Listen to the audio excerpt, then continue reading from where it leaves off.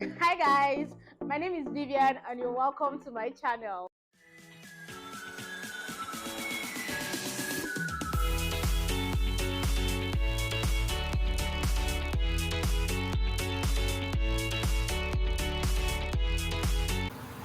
Hello and welcome to another exciting video with Prime Insights. My name is Vivian.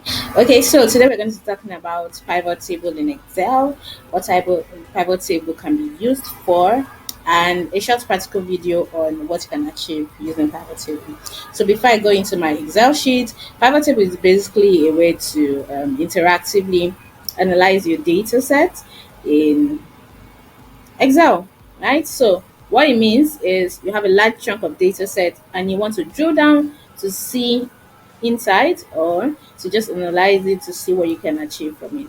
All right, so I'm going to just click open the sales table, right? So currently what you're seeing on the screen is a sales table of company ABC. So this company deals in sales of pizza, different pizza types. Okay, so there are quite a number of pizzas that they currently have, and this is a total entry of 5,000. Okay, they have the price of each pizza, the quantity sold, the amount that has been sold for, the time, and also the time range of sales. Now, pivot table, like I said, is used to analyze a data set. Now, in order to be able to use a pivot table, you have to call it in, right? You have to tell Excel what you want to do. So first and foremost, you have to go to insert, click on pivot table from table on range. It's going to ask you what is the range of the data that you need. So currently what it's seeing here is G to G, G, which is not what I want. Okay, so I want everything here to the end of the table. So this is what I want. New worksheet, existing worksheet. I want it in a new worksheet. Okay, and I click on OK.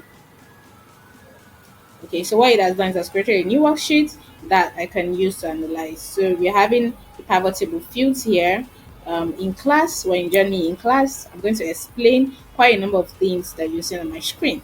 So for now, let's just look at the pieces sold, right? That this is the list of pizzas that the company have, and we also want to see the amount it has been sold for.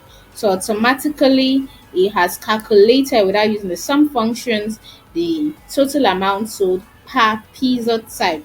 Okay, now it's not formatted. You can decide to format, right?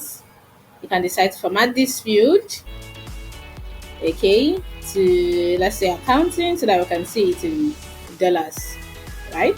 So thank you for watching this short video, and you can join me in my next video or us well with us. Thank you. Have a lovely day.